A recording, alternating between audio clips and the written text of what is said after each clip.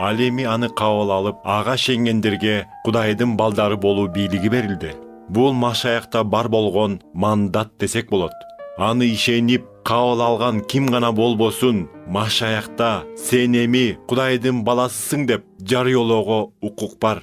Грек котурмосуна негиздесек, Кудайдын баласысың деген сөз уруксат алдың гана эмес, эми сага бала болууга, жөндөм жана ага ылайык жашоого кубат берилди дегендик экен.